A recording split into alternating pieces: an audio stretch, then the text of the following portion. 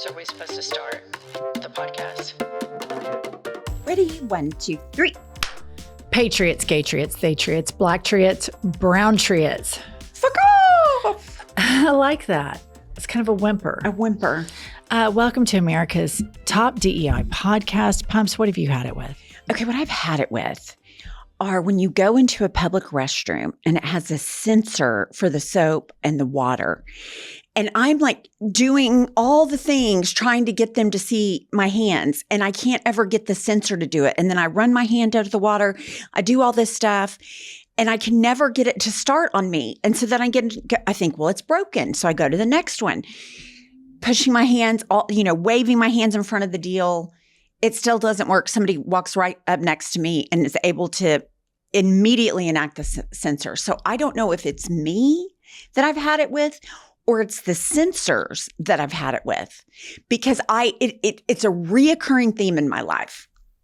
I've experienced this as well. And I think with the sensor, there's a Goldilocks position that's just right, that sometimes it's hard to find. And I've done the same thing. I've gone to a sink. I have the soap. It comes out. Right. And I've got soapy hands. And then I'm like, oh no, there's no water. No water. And I go to the next faucet. And then I go to the next faucet. And then somebody comes in and just flexes right in front of me. And I feel like, am I a moron? But I think it's a fault within the sensor that you have to get this exact Goldilocks positioning on your hands in order for it to sense. And I've also kind of had it with, have you ever had those combo? It's a Dyson product, and it comes out and it's like a Y shape. Yes. And it's a soap, a water, and a fan all in one spot. Yeah. And I went in one day, and it was just like I had water splashing up on me from the fan. That thing is a shit show. We need to have designated stations. I don't want the drying station with the washing station. I've blown soap in my eyes from that station before. That thing is something else. I mean, it comes so hard and fast. And I've also, I've been doing the sensor dance where I'm trying to do it. And when it finally comes out, it scares me. And this woman shamed me for it in the bathroom. She walks out, she goes, "You didn't know that was going to squirt water?" And I was like, I've been trying for 5 minutes. So yes, I was actually startled that it came out, and we just laughed because then she couldn't get hers to work. I mean, it's just, you do it so much and you can't get it to come. So anyway, I've had it with that. I realize how great it is with the germs and everything, but I would just like to be able to wash my hands with confidence that the water's going to come out, the soap's going to come out, and I can dry my hands. I think they need to expand the scope of the sensor. The sensor needs to be a little bit more sensitive. It shouldn't be that difficult, because what this does, if you're at a sporting event or a highly populated bathroom, we need people rotating in and out very quickly. And in general, one of our grievances that we put on record with this podcast is how much longer it takes for women to use the restroom than for men. And put this on top of this Goldilocks situation with the sensors. They need to expand the eyeball and the sensor of that scope to where your hands are down there and it's got a laser lock on it. It's going. Water's coming right out. Right. No, I completely agree. So that's mine. All right. So let me tell you what I've had it with. And this happens to me all the time. So when I have to go run errands and do things, I need for everyone to clear out of my way. Yeah. I need for the universe to align to where, and this is completely narcissistic and selfish of me, but I know that I'm not the only person that feels this way. I have to run into the grocery store, and I'm like, 5 things.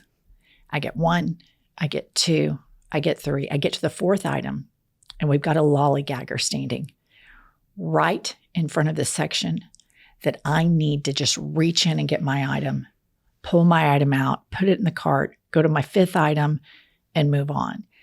And sadly, this is happening to me all the time. I've got a lollygagger shopper in my way. And I just, in my mind, I think, why are you sabotaging my shopping experience?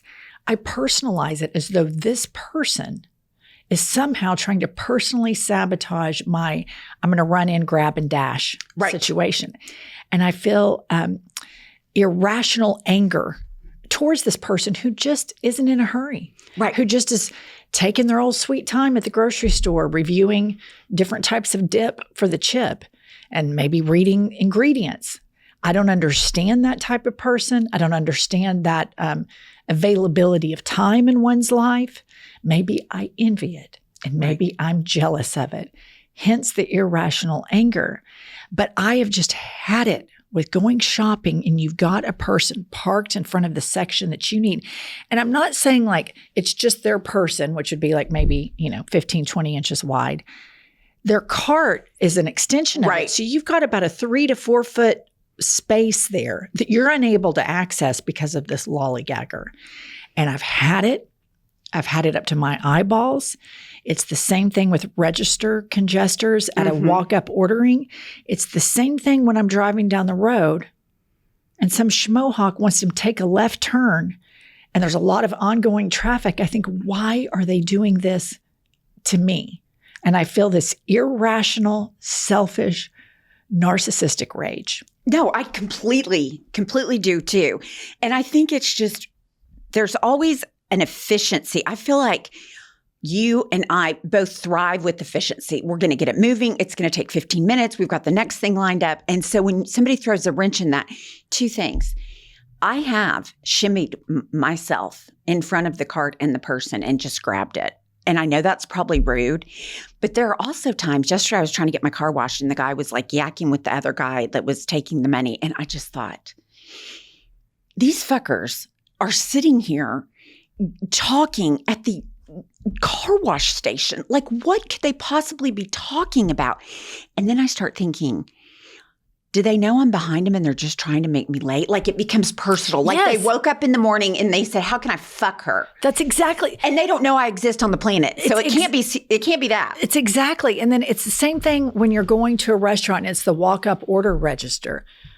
Once we finally get through this person that can't make up their mind, that special ordered something that could only parallel with Josh Welch's special ordering, then we get, we're going through a few minutes to try to find the correct form of payment. I mean, this is just lacking self-awareness, compounding massively. Then at the tail end of it, we do some idle chit-chat. Yes. And I'm just sitting there thinking, this is not the time for idle chit-chat. This is the time you've paid. You've already consolidated.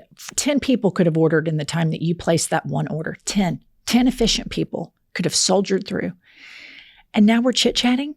Yeah. Now we're chit-chatting? Are you kidding me? And the rage that I feel about that makes me think I am not a candidate to be out with the general public. Right. It makes me think I am a delivery-only person because I do not mix. Like, there should be a sign that says, doesn't play well with others. Right. She cannot contain herself, because I was just enraged yesterday at this man and I was like cussing. My kids were with me and they were like, Mom, cut him a break. I mean, they're just chit-chatting. And your kids are 100% right. But here's what I propose. Totally normal reaction. Here's what I propose. There are people like us and our listener on Asshole Island. We travel differently. We shop differently. We drive differently. We order food differently. Everything is just a little different. It's a little less friendly. It's a little bit more authentic when we are with the people that we want to be with. It's not just this superficial bravado at all times on, a timeline like we have 10 lives on this earth. I'm not interested in that. So what I propose is much like we propose at the airports. You have a section of the airport for the people who have self-awareness and like to rush through things and run a tight ship and keep things tidy.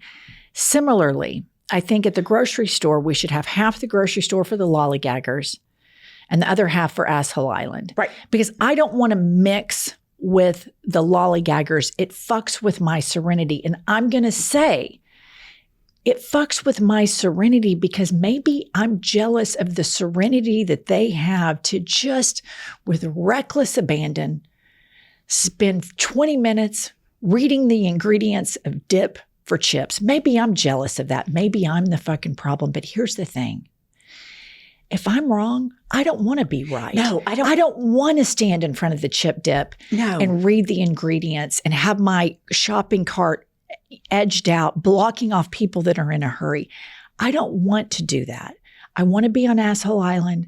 I want every store, every road curated for my most efficient path down it. Is it selfish? Is it narcissistic? You're goddamn right it is. Welcome to I've Had It. I'm Jennifer. I'm Angie, the HBIC head beaver. Let's check in with Kiki, the Magic Lesbian, who pumps in her advanced age, keeps calling Katie. I actually have a quick story about you guys and your effect and your efficiency. Oh, good. Oh, gosh. So Anna and I went on our own solo trip last year. It was our first time flying together in a long time. We get into an actual fight at the airport because I won't slow down and walk with her. I'm going too fast. Yeah. Which you guys know I've been conditioned to do from traveling with you two. Yeah. So we get in this fight in the airport. Well, we all got to travel together recently, and you guys take off. I'm right with you. We're going at the I've had it pace. Yeah. And I look back at Anna and I say, you see where I get it from? It's not me. I've been trained to do this. So she noticed in the airport She couldn't keep up. the I've Had It pace. Yeah. Here's the thing. I oppose lollygagging in all of its forms. Even if I'm taking a relaxing walk, it's going to be brisk. Absolutely. I'm not ever going to just think I'm going to slowly stroll, because number one, what a waste of a walk to not even try to get your heart rate up a tad bit and burn a few more calories. Furthermore, walking faster means you see more, you do more. So again, I might be the problem here, and I'm okay with that. But I don't want to be a part of the solution either. You know, if the solution is to slow down all of this stuff, I don't want any part of that. That doesn't appeal to me. I'm picturing part of the solution is going to like a Chipotle type order, and 10 people ask, well, what do you think? Do you like the new rice? So what do you make that salsa with? Like, and me sitting there in line and not having a problem with it, that feels like my life would be completely out of control at that point. Yeah, that feels like rock bottom. That feels like rock fucking bottom. I don't know if there's enough therapists on the planet that could get us through that. If I got to the stage where I'm just having these random conversations about the ingredients of food with random people while other people are waiting, put me down. Yeah. Take me to the vet and put my ass down. No, I don't need to participate in any of this anymore. This is not making anybody better. All right, Kylie. Okay, I've got some reviews for you. This one is 5 stars titled True Service. And Sue Annie writes, someday these women need to be awarded the Congressional Medal of Freedom for their service to is all. I'm just trying to imagine us getting all hookered up, heading over to the White House. Of course, it wouldn't be Donald Trump, but if the democracy survives, some president putting those medals on us and us acting serious. I can't even picture that happening. We would be dying laughing at the seriousness of the award, that it would be like a couple of, hookers in church. Right. It would just be insane, but that's very, very sweet. What's next? Sweet. Okay, up next, we've got another 5 stars titled Complaining is My Love Language. And they write, hi, I'm a Mexican female surviving in Southern California. Just want to let you know Los Angeles is not burning or rioting. Thank you for this podcast. It has saved my life. I exaggerate, but it does make my workday less soul-crushing. You've also made news digestible with the I Hit news clips. I literally get more information from you than anywhere else. Keep up the fight and stay smack-talking on the Cheeto-dusted felon and his ball gurglers. May they choke on them long prunes.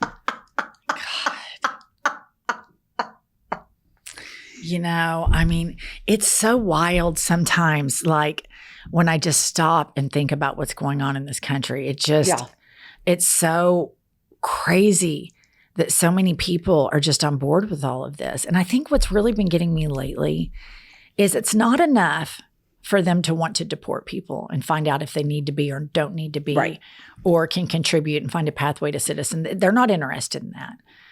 Okay, whatever. But now that's not enough. Now they want to torture them.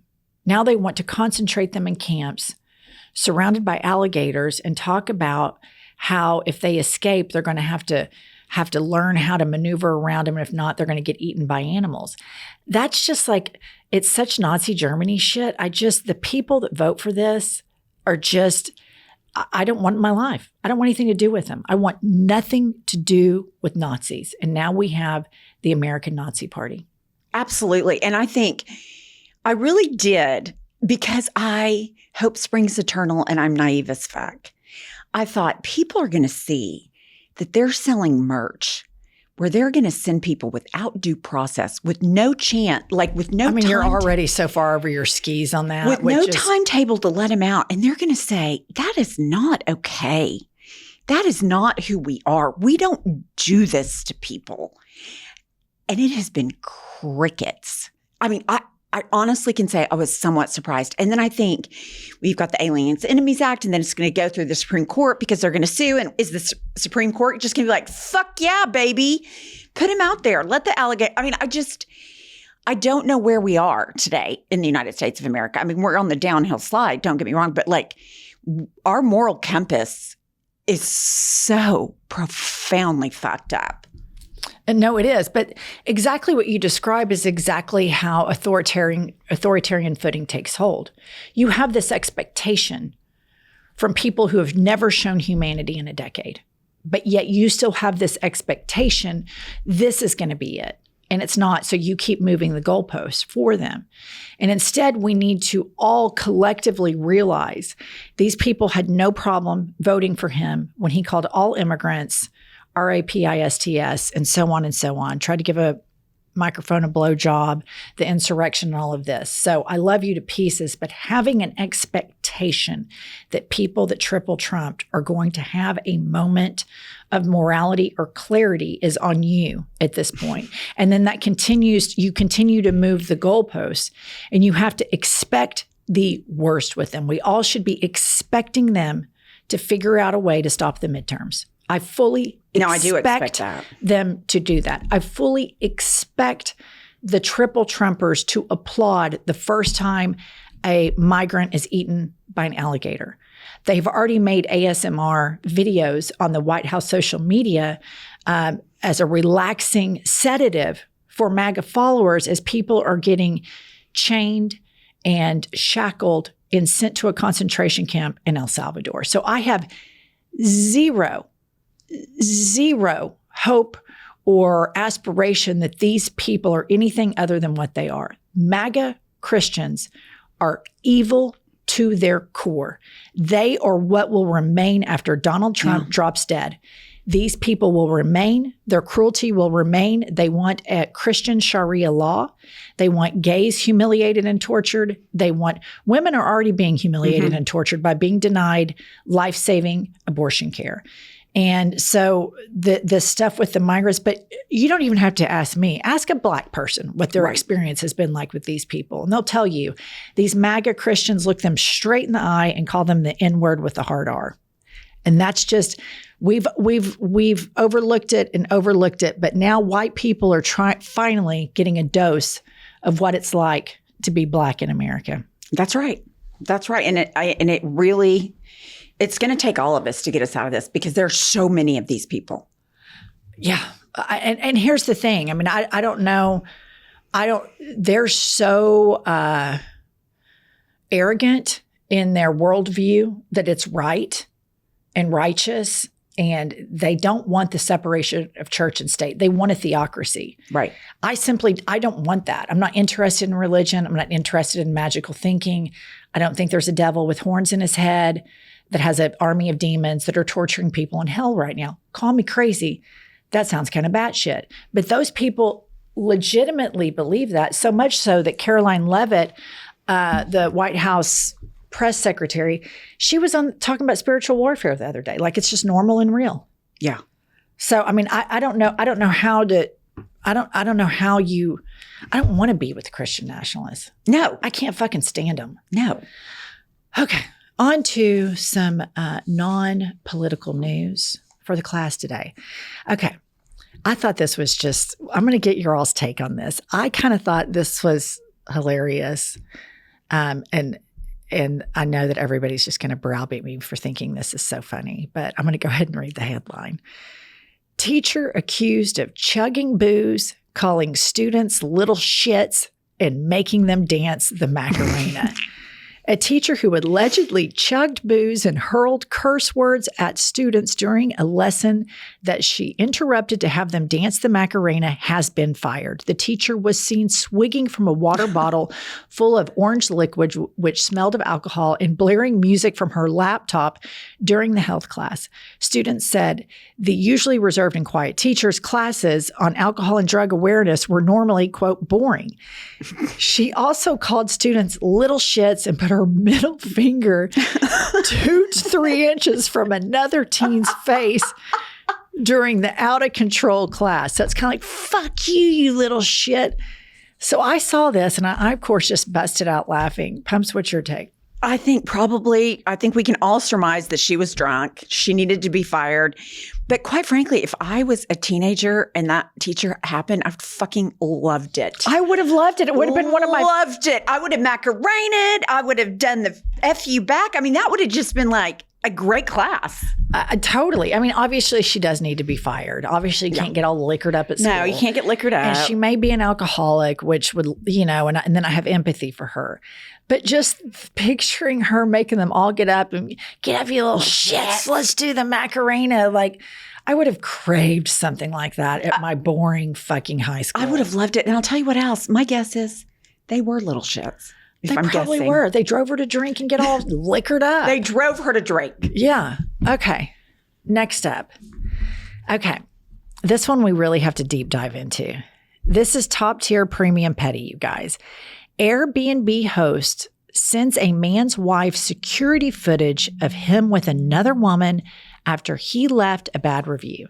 A wild story is making rounds on social media after an Airbnb host reportedly snitched on a guest by sending security footage of him with another woman straight to his wife's inbox, all because he left a bad review. According to the now viral tale, the man had stayed at the property for a short getaway. After his stay, he left a negative review on Airbnb complaining about the amenities and customer service. The host, furious over what they saw as an unfair rating, allegedly decided to get revenge by digging through their security footage from the stay. That's when they found something juicy. The man wasn't alone. He had checked in with a woman who was not his wife. Screenshots of emails and DMs show the host tracking down the guest's wife, possibly through social media, then forwarding her clips or images of him cozying up with another woman during his stay. Okay, I'm kind of here for it. I kind of am I'm too. just like, if you're going to fuck around on your wife, big boy, these are consequences. Maybe you didn't anticipate them. Maybe that's on you. But do the crime, do the time. I don't blame the Airbnb-er. Well, and here's the thing, too. Think about how arrogant this guy is. Okay, he's an adulterer, right? Probably a womanizer. Clearly a womanizer. And he gets an Airbnb and to go, sex it up, do a lot of naughty stuff with his mistress. And then instead of like trying to leave no trace of it. Like I was never there. He goes and he's so arrogant and thinks he can operate with such impunity. He goes and leaves a shitty review. And I guess the Airbnb person, his review must be an outlier. Right. For them to have gone to this length of pettiness to expose this man. I would assume for the Airbnb people, it's an outlier of a review. And so they're like, well, what's his fucking deal? We have a 5-star rating. Why is this guy going off on us? And I have to say, the investigation. Love all of it. Screenshotting, tracking the wife down. And then think about this. They see the picture. He's like, oh, they brought a woman here. Well, let's go to his social media. Oh, this isn't the same woman. I got to tell you, this is something out of our playbook. Right. I mean, I'm titillated just at the thought. I would like to start a company where it's like, the Airbnb busters, because the whole thing from start to finish, brilliantly executed. And then to put it, I mean, this picture of the mistress, it's all over the internet now. Yeah. That's a bust. It's what you call a BUST bust. Kylie, what do you think about that? Oh, I'm all for this. 100% in. I think it's like, if you're going to fuck around, then you're going to find out. Yeah. And if his wife wasn't with him at the Airbnb, he should have never left a review to begin with. Because Exactly. That's Yeah. what I'm saying. Right. Like, I mean, he was not trying. He thinks he is hot stuff. He is big dick in the big city. He has got his girlfriend at the Airbnb. I wonder if the Woo. girlfriend was bitching about it. And so he's like, okay, well, I'm going to, I mean, I don't know. I don't know what his deal is, but Well, you know what he did? He fucked around, found out.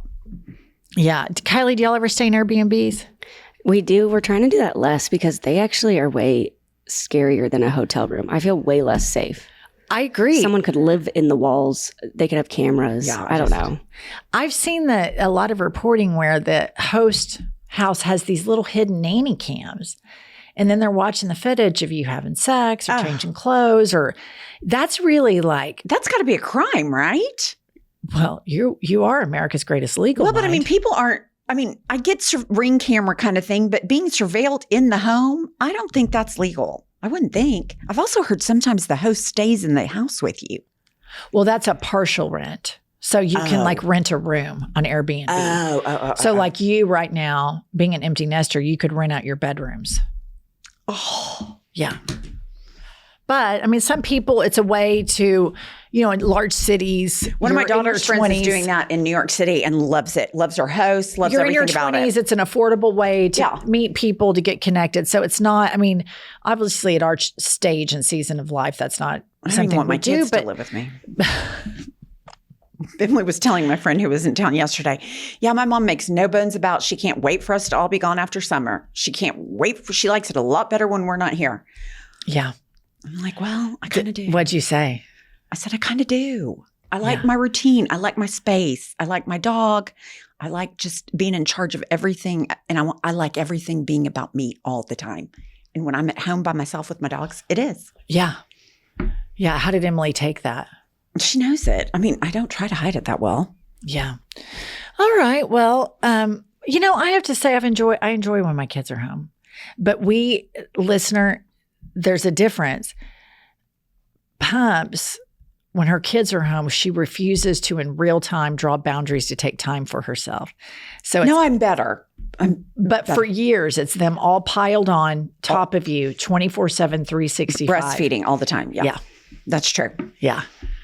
But anyway, I'll be glad when everybody goes back to college. I think that's good. It's good for them and it's good for you. But you've enjoyed them. I've totally enjoyed it. But, I've done that for 25 years. Mm-hmm.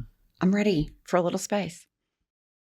Pumps and I need to share with everybody that we have written a book. It's called Life is a Lazy Susan of Shit Sandwiches. And believe it or not, Pumps and I have not always been so rock solid. And we talk about all of our trials, tribulations, most of all our fuck ups. Yes, because fuck ups are relatable and a part of the human experience. I have gotten so much feedback regarding the book that because of my situation with the religion and addiction and all that people relate to that. So I do think there's something to take away that's comforting about it because we've all been in very difficult situations. And listener, what we want you to do, this is the it book for summer reading. So please get your copy of Life is a Lazy Susan of Shit Sandwiches and take a picture of yourself with the book in really great places and tag at I've Had It Podcast, and we will share your images with our summer it book.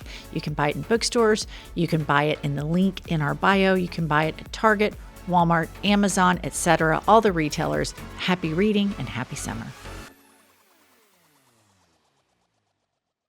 Okay, listeners, stop what you're doing and listen up because we're giving away a ton of free vibrators, and not just any vibrators, silent vibrators. That's right. If you haven't heard of Bellesa, let's put you on. This is a by women for everyone company that's completely flipping the script on sexual wellness. Their mission is empowering you to embrace, explore, and celebrate your pleasure. And of course, we here at I've Had It Podcast, we have got to hook you guys up. So we're doing a giveaway with Bellesa where everyone wins a free vibrator. Yep, you heard that right. A fully free Whisper Vibe or a free Air Vibe toy with any Whisper order. You know that viral red vibrator that's all over your Instagram feed? retails for $89, but you get it for free. That's simply iconic. All you got to do is click the link in the episode description or head to bbvibes.com/haditpod. That's bbvibes.com/HADITPOD. The whisper vibes will stay completely silent, but the big question is, can you? This is an ad by BetterHelp. Listener, I have to tell you, I know we all probably share this same experience, that sometimes we just have like a lot of workplace stress, job stress, and you go home and the stress of your job goes home with you. You wake up in the middle of the night, you think about it, and we have to figure out ways to battle this stress so that we can find some functioning serenity. That's why at least twice a month, I've really benefited from therapy with my BetterHelp therapist. With over 30,000 therapists, BetterHelp is the world's largest online therapy platform, having served over 5 million people globally. It's convenient too. You can join a session with a therapist at the click of a button, helping you fit therapy into your busy life. Plus, you can switch therapists at any time. As the largest online therapy provider in the world, BetterHelp can provide access to mental health professionals with a diverse variety of expertise. Our listeners get 10% off their first month at betterhelp.com/hadit. That's BetterHelp, HELP.com/hadit. All right, we have a guest that we are incredibly excited about, and it is none other than E. Jean Carroll. She's a journalist and the author of 5 books, including a biography of Hunter S. Thompson and the New York Times bestselling book, Not My Type, One Woman versus a President. She has written for Rolling Stone, the New York Times, Outside, Vanity Fair, New York, and Esquire. She was named one of the most influential people in the world in 2024. She throws the ball for her dogs at her cabin in the mountains in upstate New York. And considering she's so influential, it's no coincidence that she has arrived at I've Had It podcast. Let's welcome E. Jean Carroll. Oh my God, the two of you, you just crack me up. I love it. You crack me up. You are so funny. You were Carrie Bradshaw before Carrie Bradshaw. Thank you, but you have a bad influence on me. Now, they said, E. Jean, before you go on, I've had it. You have to think of things that you've had it with. And I like to grab joy. I don't like to think of the annoying thing. Well, God damn it, this morning, getting ready for your podcast, I've had it with this tea. I take it off. I can't do my eyeliner. I've had it with this eyeliner. You have bad influence. Yes. Oh, we're terrible. Rotten to the core. Oh, I mean, I don't know if I'm going to get over it. I'm now seeing everything that irks me and that pisses me off. Oh, yeah. Let me ask you this. What do your friends call you? E. Jean? Yes. E. Jean. Okay. All right. E. Jean, what have you had it with since you've been deep diving into grievances? What's the very first thing you've had it with? Braziers. That's me. I hate them. No. Okay. It's a python gripping you around your chest, pushing your chest up so your nipples are grazing your eyelashes, right? And then you constantly have to open your shirt and jerk it down like it's Venetian blinds. It's impossible. And I don't even have a bosom. I have a tiny little bosom. I don't even know. Angie, I'm looking at you. Yeah. Oh, no. Sagging Dragons. It's a constant reboot. The only good thing about it, E. Jean, is that when I go somewhere, I can put all my items that I need. I don't have to take my purse. I can put my credit card, my phone, my vape, everything in my bra so that I'm hands-free. That's the only thing about it. But if I don't have on a bra, my boobs, they're hitting my knees. Oh, we've got apples in a tube sock situation over here. For sure. E. Jean, one time, peak COVID, we're heading to Mexico, right? Yeah. And we're sitting our planes have gotten delayed, so we're all scattered all over the flight. And I look over at Angie, and she's sitting next to this woman who's like double masked up, right? Yeah. And next thing I know, she takes off her bra all the time, particularly on airplanes. This bra comes out, slaps this woman who's clearly a germaphobe with 2 masks right in the face. And I could just, I could feel the disgust. And she's just like, oh my God, I'm so sorry. And then she's hitting her vape right on the plane. And that's just kind of how she rolls. Oh, Yeah. You're bad. And wait, and then what is the title of your book? Oh, I'm glad you asked. Life is a Lazy Susan of shit sandwiches, available at your local bookstore. Like I said, bad influence. Bad influence. I mean, that's a genius title. Thank you. And here's the thing, and you live up to it. You live up to it. So I'm just saying, I should not be around the two of you because it's a bad combination. I'll tell you what, we're a lot of fun. You know what I see, Eugene, you're making these declarative statements. Y'all are a bad influence. I don't want to be around you, but I can tell you're dying to get right here in the middle. I mean, Barack Obama. I tuned in the other day and you've got Hakeem Jeffries on your show. Yeah. And I'm thinking, maybe everybody should title their book Shit Chat. Maybe this is the secret. You want Hakeem Jeffries on your podcast? Well, then start titling your book. Let me see. With a cuss word. Life is a Lazy Susan of shit sandwiches. I mean, it's genius. It's genius. Well, thank you. You know what I think it is? I think it's people are really just in the post-Trump era, I just want authenticity. You know, that especially combine that with the split screen of all the influencers on social media and this toxic positivity. Sometimes it's okay to be in a bad mood. Sometimes it's okay to say, I think that inspirational quote is stupid. Sometimes it's okay to feel frustrated because you have to feel it to get to the other side of it. And so that's kind of, we call our little audience Asshole Island.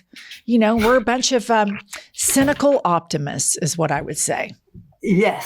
Mm-hmm. And I think you're doing a lot of good. I think you're helping people get off their lazy asses and stand up and maybe leave their houses, maybe actually leave their houses and start to organize. I agree. We have to. We have to. We've got to. We've got to. Eugene, when we were emailing with you before, you've got to dive into this whole thing about you've had it with people telling you that they're not getting closure. No. You know, when the chap does not text you back, that is closure. Agree. Right? When you don't hear back from the company you wanted to work for, you've had the job interview, you hear nothing, that is closure. But if you're dying for closure, you're just dying for closure, then text that chap and say, screw you, it's over, I'm done. If you want closure, you shut it down. You close it. If you want closure, you close it. Now, this is symptomatic of what's going on right now in the country. We all want closure from Donald Trump. Good God. Right? I know. And all we do, have you noticed, is sit around and bitch about it. Mm-hmm. Yeah. We want to shut him down. If we want to close him down, like we were just saying, we have to be the ones to close him down. You, Angie, we have to be your listeners. We have to be the ones to shut him down, to close him down. This wanting closure, it doesn't work. We have to close him down. We have to be the ones. I completely agree. And I feel like, you know, we have a large audience, a lot of LGBTQ plus people. And the thing that I see about this MAGA movement that bothers me is, you know, Trump's not a spring chicken and he's not in the best of health. So, you know, the clock's ticking on that thing, right? You know? Oh, no, he's going to go to 100. No, 103, 104. That's what I tell her, and she gets so mad at me. I'm like, no, he's here. He's going to be emperor. He's here unless we shut it down. Jennifer. Do you think he's going to live post 100? Because mean people live forever. No, Mary Trump's my good friend. I love her. Oh, Empress. Mary She's Trump. been on the pod before. Oh, I got to look up that episode. It's great. It's great. Yeah. So she's going to live forever. And we've talked about her family. Donald's going to live forever. We have to close him down. That means after your podcast, we actually stand up, get off our lazy asses, and walk outside and look to see, maybe organize a little something with our neighbors. We just have to start, right? I mean, micro level. I think, we talk about this a lot because people ask all the time, what can we do? What can we do? And when you think about that, you think of something big. But what we advise our listeners to do is there are small things that we can do. Like if you know somebody that's an independent, that's the most helpful person to talk to. Somebody who's voted both ways, maybe out of the 3 times they voted for Trump, a couple of times. So that's the most helpful person to talk to. And I think about, you need to make the case for humanity and humanizing people, because what we were talking about before you came on is the MAGA movement. At first, they're like, okay, we want to deport people, right? And so they want to deny them due process. All of that, set all of that aside. But now that's not enough anymore. Now they want them eaten by alligators. So we have to be allies with our brothers and sisters of color and that maybe don't speak English as their first language, to humanize them, to say, these people are human beings. They're not criminals. And they're escaping violent, dictatorships to come here to work, to do the work that your fat ass won't do. And so let's help these people and support these people. And we need to start painting a picture of humanity and defending humanity. Yes. And that can be done on a person-to-person level, I think, more effectively than the large picture of, a big, giant organized march, which is also helpful. I like the idea of giving our fellow humans dignity. Right. Dignity. They crave it. That's why he's so attractive, because they feel like they belong to this cult, right? If we give them the dignity of recognizing that they're valuable human beings, I think you're onto something. I think that is psychologically the key. Not giving them facts because they can't hear facts. You realize that half the country does not know that Donald Trump was held liable for sexual assault. Half the country does not know that. Half the country does not know he has to pay me $83.3 million. They don't know it. It's not their fault. They do not know it because we have, the Berlin Wall in this country with, the Trumpers here and their Facebook feed doesn't tell them. They don't listen to your podcast. They don't read the Times, and so it's up to us, and they won't listen to facts. They just won't believe it. So dignity, I like your idea. We treat them like human beings, and we give them a place to belong, because they need to belong, because their things aren't so good right now, and they're feeling that. So if we do that, I think we're on the way back. I think that small step is brilliant. Yes, I agree. Can you share during the lawsuit, were you ever in the court with him, or no? Did he just send lawyers? No. My book, Not My Type, is about the 2 trials against Donald Trump. It's about how an old lady, 81 years old, beat Donald Trump. And if I can beat Donald Trump, anybody can beat Donald. No, the book is a high comedy. So we've got to get it. No, it is a high comedy. I was surrounded by characters that Jonathan Swift himself could not have created. And so, of course, he was in the courtroom. We were sitting so close that if I reached back like this and leaned, I could have grabbed him by the hair. Oh, I wish it would. Listen, we did worse though. I did much worse than grabbing him by the hair, but I could hear everything he was saying. He was belittling his defense attorney, Alina Haba Esquire. She is the worst. She's beautiful though. No, she is beautiful. She's beautiful. And I hate to tell you, Angie, pumps, if I may. Yes. She is wildly intelligent. She just didn't know diddly squat about the court. She just didn't know. But don't underestimate Alina Habba Esquire. She has cheekbones like tulip bulbs. She has eyes like a baby seal. She wore in court a diamond as big as a Ritz cracker. And Trump would sit at that defense table with her and belittle her. Wow. And say, hiss and spit and moan and groan at her. He'd say, stand up, stand up. Of course she's standing up. She doesn't even know why she's standing up. And my attorney, Robbie Kaplan, everybody stand up and salute. Yeah, she's amazing. Along with Angie, one of the great legal minds of the generation. That's correct. We cannot compare those two for sure. We were stunned that she defended him as brilliantly as she could. The jury was mesmerized by her. Really? Her voice. Oh, she has a magnificent voice. It's very loud and terrifically arrogant.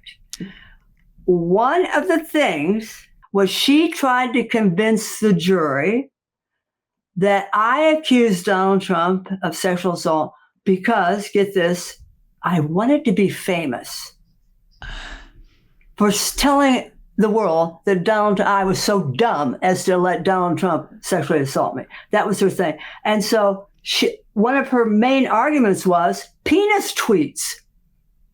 She found tweets that I wrote. I was an advice columnist for Elle for 27 years. Yeah, I remember that. Famous. When this one went down, you were the one in the public eye. He was just climbing to the top. Well, but she used those tweets where I was advising readers about occasionally a penis, correct? And she would get up and she would apologize. She'd stand up. She said, I apologize, ladies and gentlemen. I apologize. I'm deeply embarrassed. I have to do it. And then she'd introduce a penis tweet. So that's Alina Habba Esquire. I love the occasional penis advice. You got to have it. We all need it, right? We need it. All need it. Oh, I can't. So is your book already out? Girl, where have you been? It's number 2 on the bestseller list. Okay, I'm getting it immediately after this. I just get so knee deep in this news cycle, Jean, and I'm just. Do not worry about it. Do not. It's also number 1 in audiobooks for women. I'm leaving town at the end of this week, and that's going to be my summer vacation book. I can't wait. Okay. Wait a minute. I heard you on break talking about the kids being home, and Angie actually said the phrase, it's like breastfeeding 24 hours a day. And my kids are adults. I know, really. Jean, she had this mothering, over mothering. It was something to behold. Her children, and people think we're joking about this. She made her children drink out of sippy cups until they were 16 and 17 years old. 16 was the oldest because they spilled water. And I just was like, I can't clean up spills all the time. Yeah. 16 was the oldest, though. It didn't go into 17. Not that that's better. I'm not saying that's better. Oh my God. And you're a divorce attorney. Yeah. And the original, we like to call Donald Trump a titty baby because, he's just always whining, complaining. 60 Minutes is mean to me. Fox News is mean to me. CNN is mean to me. Everybody's mean. It's just this nonstop titty baby. He would come out during the trial. He would be in the courtroom. After the trial, he'd always go and talk to the press. Right. And one time he stood there and said, I'm the one who's been damaged. I'm the one who's been hurt. I should get the money. I deserve the money. He looked like Saint Sebastian tied to a tree with arrows shot through it. It was... that's what he actually thought. That's what the complaining, the bitching, the moaning. I don't know why people don't get tired of it. They just don't get tired of him crying and whining all the time. The greatest hits, Russia, Russia, Russia. And the witch. I'm just like, shut the fuck up with your whining and complaining. It's bad enough when a toddler does it, but at least our brains compute. They're a toddler. They don't know better. You're a grown ass man. Shut the fuck up with the complaining. And I guess he's like the weak man's idea of a strong man. So very strong. They just jump on this grievance train. Oh, to me, it's so off-putting. Yeah. Hearing somebody complain all the time. no, he's a strong man. When we were doing jury selection, we did mock juries before the trial. We held a trial before mock jurors. And we discovered that the men love a strong man.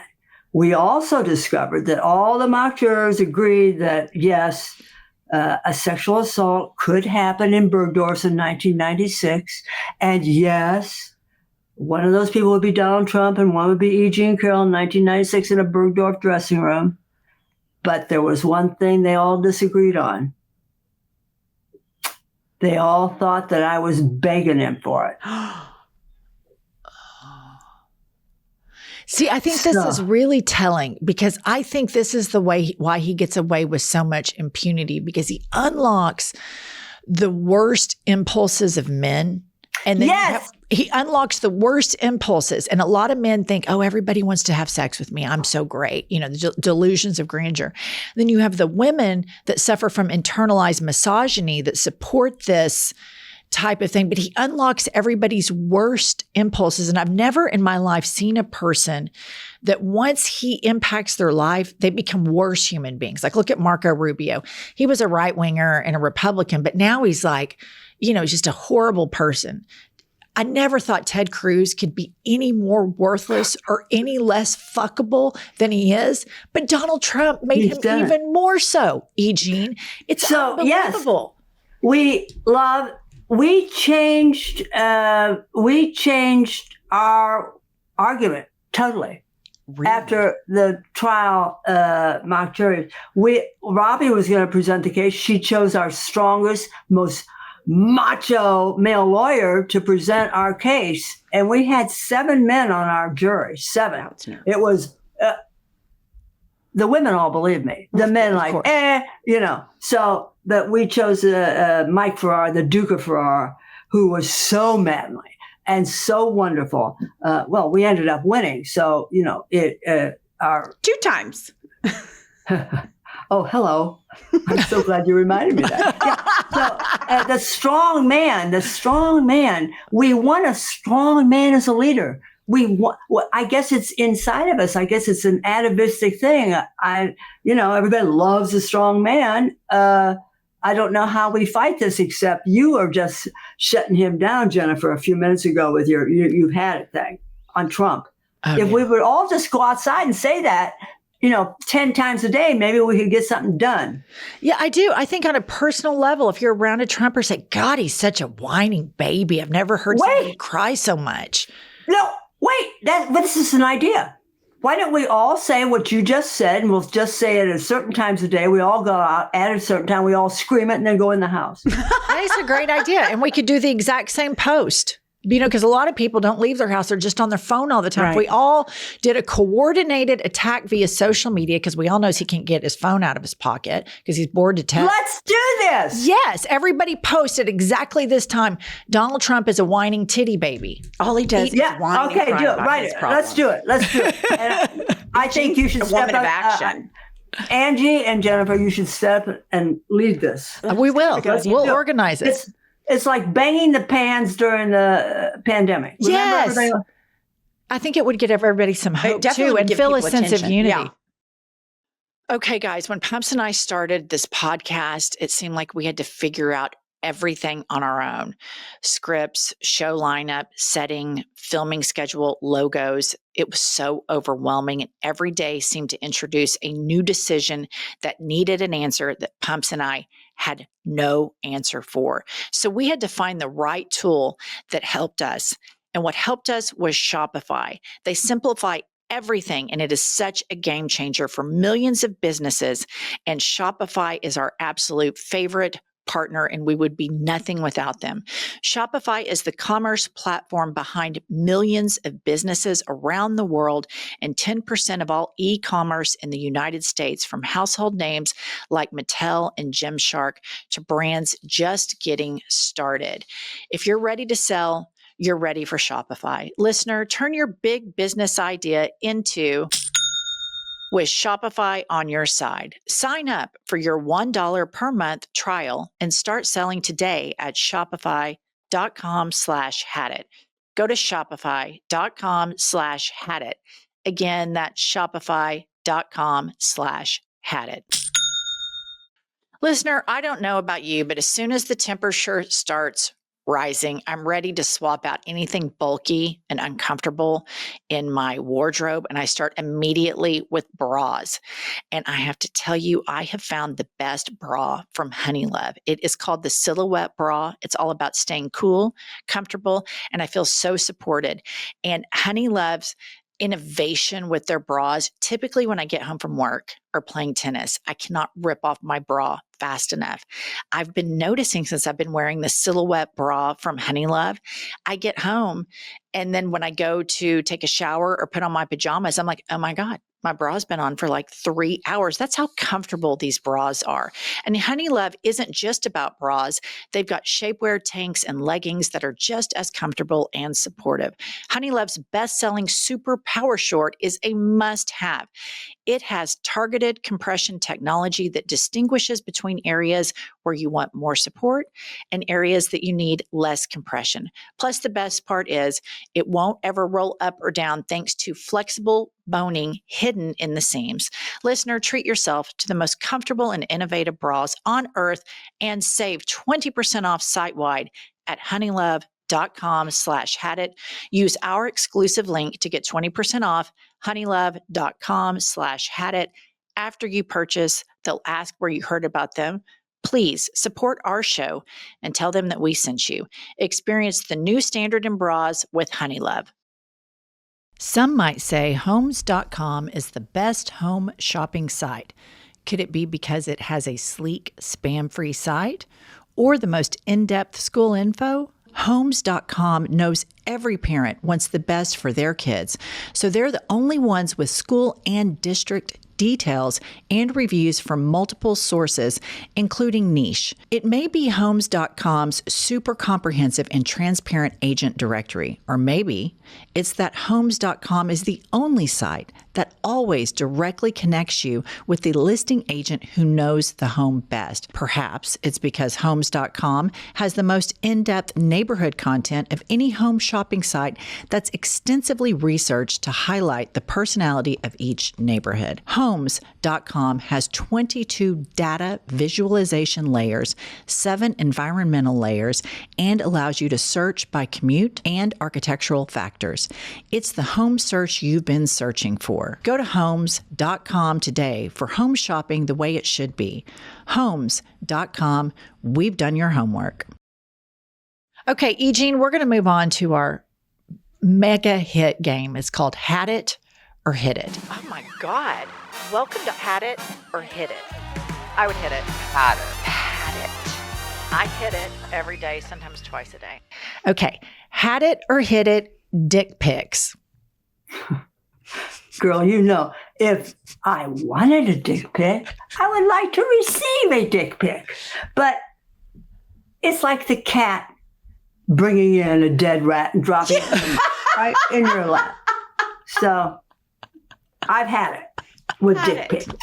Had it. I mean, what's amazing to me is I have gotten just a very few in my life, and then I've had friends send me theirs, and I'm just like, what the fuck? Did they think that your response is like, oh, baby, I want to come ride it? I mean, like, it's so shocking. Wait, hold up. You've received dick pics? Yes, just one. And What? It was on Instagram, like a direct message. What? Somebody's DMing you dick pics on This was a Instagram? long time ago when I first got an Instagram. I don't even know who it was. Like, it wasn't somebody I knew. It was just like a rando. No, that's right. Random dick pics. That's It was just, and I was essence of a just like, dick what? pic. I was like Random. so terrified. But then I have a girlfriend that gets them all the time, and she'll send them, and we're all just like, Oh, she'll send them in a group text with no warning. And we're just all like, Jesus Christ. Wait, why did you put this in here?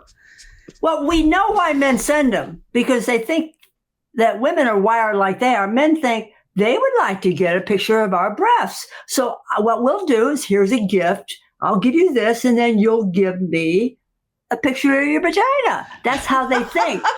They just, if they'd send us a dick pic of a dick we know and that we have warm feelings towards, that would be a nice dick pic. But not a random like Angie received, not a rando. No. So terrifying. Okay. Had it or hit it, Aphrodite. Oh, love it. Hit it. Aphrodite is the name of my shotgun, which I, yep, somebody did their research. Yep, old Aphrodite sits by my bed. That's what I do, yeah. Do you target practice or anything with your shotgun for kicks? Well, I haven't recently, but I have, of course, because I have to know how to shoot it. So. Right, because they were coming after you like crazy. I mean, it was terrifying. Yeah, hence Aphrodite. Okay. Had it or hit it, revenge. Well, I think we've got to. I think we got to hit it because I think this is the last stand. It's being torn apart at the seams, our country. Yes. Yeah. Now, are we going to sit still for that? No. We have to have a little bit of iron in our guts. And what gives that feeling? Revenge. I agree. Okay. Had it or hit it, cheerleading. Oh, can't you tell? Look at me. I'm sitting on a ball right now. Oh, you are? Keeping your core all tight. Wait, pump the brakes. Throughout the filming of this whole podcast, you've been doing a cord exercise? Yeah. I'm doing this, ladies. I'm doing this. That's what I'm doing. That's impressive, Eugene. That's impressive. I don't have great core strength, but that, I'm impressed. And also it gives the energy. Yes, I loved you. I was. Get ready to fall and bend to me, Miss Cheerleader USA. Oh my gosh. Wow, that's royalty. Impressive. Ladies, ready? Okay. I mean, wow. 1964. A trailblazer at that. Pumps here was all-American cheerleader, her cheerleading camp, and had a hyperextended toe touch. Back in the day. Back in the 80s. Yeah. Wait a minute. Angie, what? This is the I knew we were bonded, Eugene. I knew it.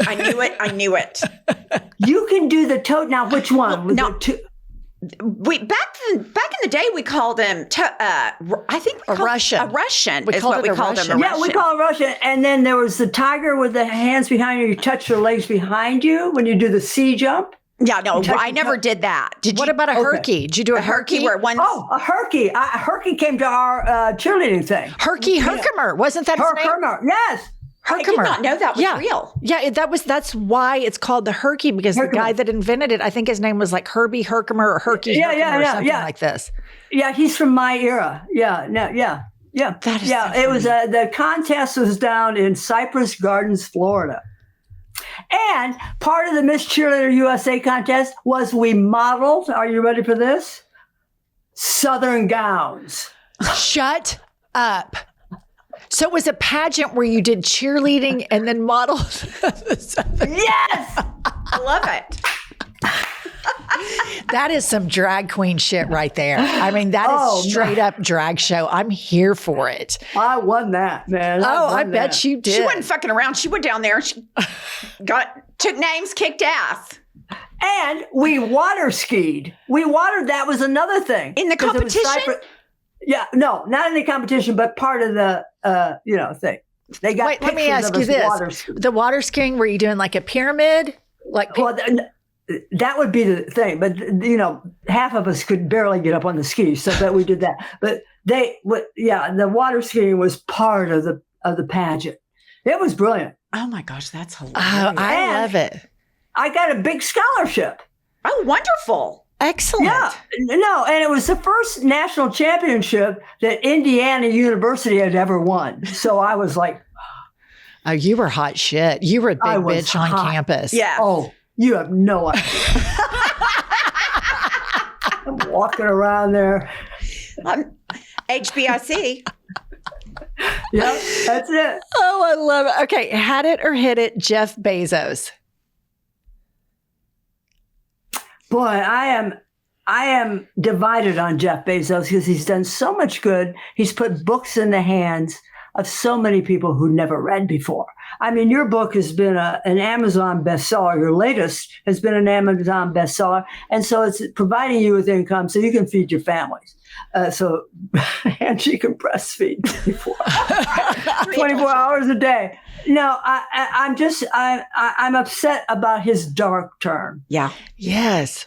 I'm just very upset about it. It makes no sense. I mean, Laura Sanchez's boobs make more sense than Jeff Bezos turning dark. Here's the thing, Eugene. This goes back to my point when you were talking about the male jurors. Something about Trump unlocks the worst impulses in people. Yes. Jeff Bezos, what does he have? $200-300 billion? Yeah. Who gives a shit? Let's say he pays $20 million more a year in taxes. It's not going to affect jack shit in his life. But something about proximity and interacting with Trump makes people worse. And or his supporters, the more they justify and excuse the titty baby, the whining, the immoral, fucked up shit this man done, the worse they become. I've never seen anything like it. I haven't either. Jeff Bezos, think about it. You could leave your thumbprint on this globe. As I was a billionaire and I did all of these things, but I decided to pay my employees more than anybody else and change the way we pay Wouldn't that be laborers. wonderful? But no, like Elon Musk, they call him now MAGA Mark Zuckerberg. Think about this. Mark Zuckerberg, gajillionaire, goes on Joe Rogan. I'll never get over this. I talk about it all the time.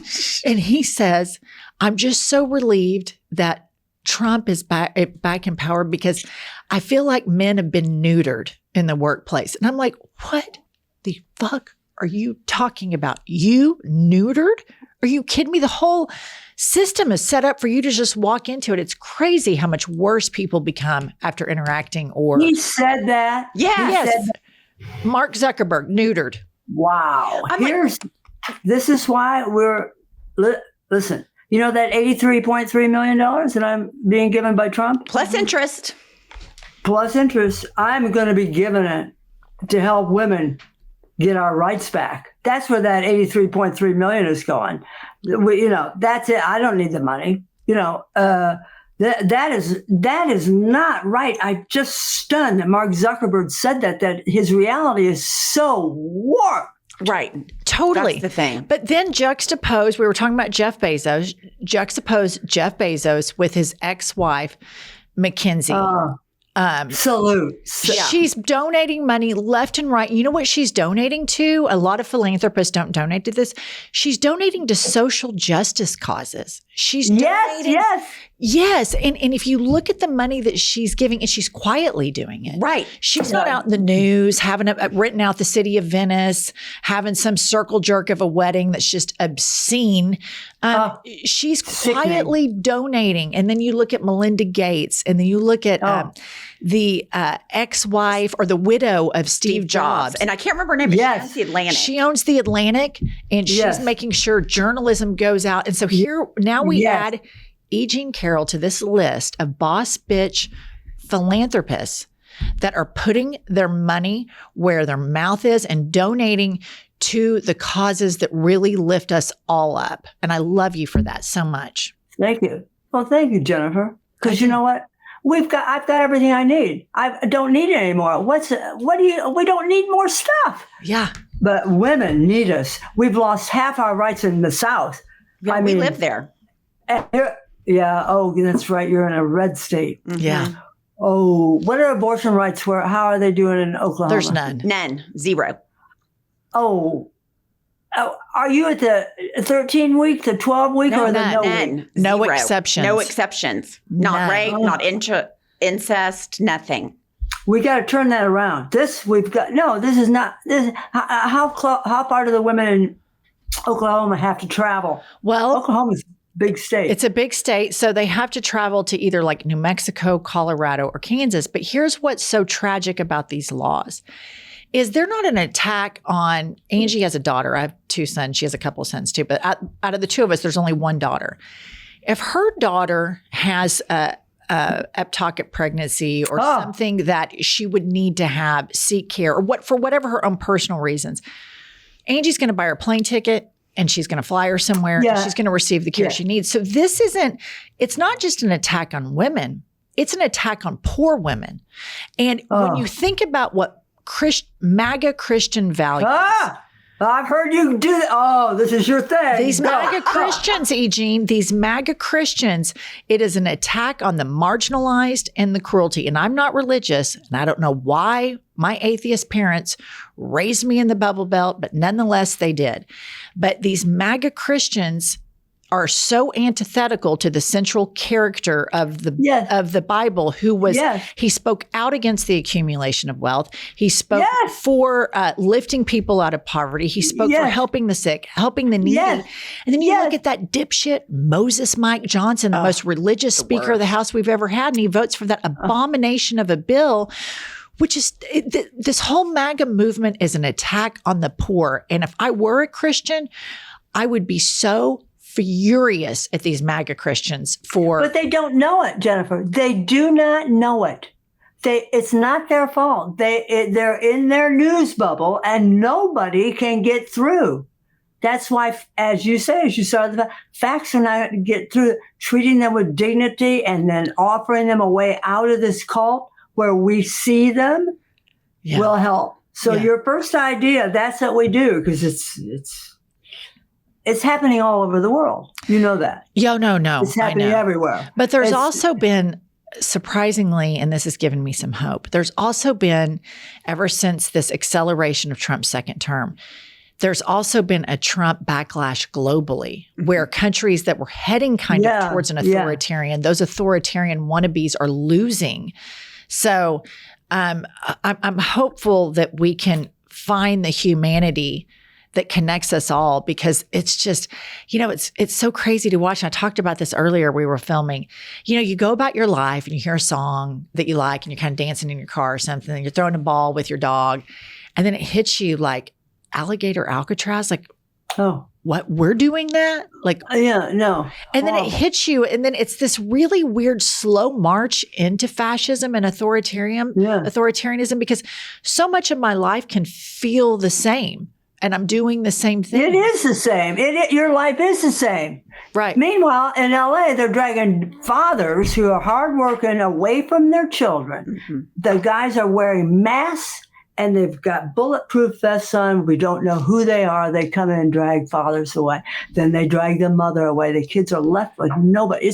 And we're not, everybody in the United States is not out marching. God, are we fucking lazy? I'm telling you, we've got our phones and we got our entertainment. We're watching Netflix and we won't go out because his father is being dragged out. We just put it out of our. We got it. No, do better. Something's the matter with Americans. We're been entertained into. We're hypnotized. We just don't stand up anymore. It's just amazing. I mean, really. Okay, your very last one, had it or hit it, the United States of America. Oh, my favorite country. Oh. I love the U.S. Oh. And I wish her well. She's under attack. That's true. I agree. But here's the thing. I am an old lady, and I beat Donald Trump twice. There is hope. There is hope. I completely agree with you, Eugene. This has been one of my favorite podcasts we've ever Me too. recorded. Yes, me too. I just adore you and am just so in awe of your bravery and your positivity and just the overall energy you get put out into the world. And thank you for going down a little bit of a cynical track with us on our brand. I don't know if I can get my old self back now. You've been such a bad influence. I have to go find the old Eugene. Go find her. I don't know. We need her. I don't know. Angie, what are we going to do? The dog is staring at me like, who are you? Who's this bitch? Eugene, thank you so much. And listener, you can go get her book, Not My Type, which I'm going to do immediately after recording. Thank you so much. And we'll be in touch to coordinate our online protests. Yes. Got to do it. That's what we're going to do. We're going to do it. Brilliant. We can start it. Why not? Why not us? What else have we got to do? That's right. All right. Have a great, great week. And we love you. Thanks, Eugene. We loved having you. Bye. I loved it. Goodbye. LOVE! Exclamation points, bold print, underline, italicized. Okay, here's the thing. She was the big deal during the time that Donald Trump sexually assaulted her. She had to call him, ask Eugene. It was like putting Dear Abby to shame. I mean, it was like the cool Carrie Bradshaw column. Yeah. Like she was able to talk about penises and stuff. She's smart. She's funny. She's a badass. Fucking looks fantastic. 81? I think 82 now. She is so attractive. And then what about that razor sharp? And she did the whole thing on a ball. Exercise ball. That's unbelievable. And then just throws out funny lines like I give occasional penis advice. Yeah, I was about to fall over in my chair. It was just so dry. And the way it was, as one needs to, sometimes it's occasional penis advice. All right, listener, speaking of books, not only get Eugene's book, get ours. She was so sweet to have researched that. Life is a Lazy Susan of Shit Sandwiches. Pumps, tell them. We will see you next Tuesday and Thursday. I'll tell you what I've had it with. Let's hear it. I've had it with that. Listen up, patriots, gaytriots, and natriots. We have a new podcast that has dropped. It's called iHip News. It's Monday through Friday, every day, 15 to 20-minute hot takes on the political landscape of the United States of America, always served with a side of petty grievances. We are on all the available platforms, Apple, Spotify, Google, whatever you get your podcasts, and YouTube. Please go rate, subscribe, and review so that we will chart upwards with America's greatest legal mind. Pumps, what does an eagle say? Caw-caw. A little bit more enthusiasm. Caw-caw. That's it. That's caw-caw. That's the patriotism that this country needs right there.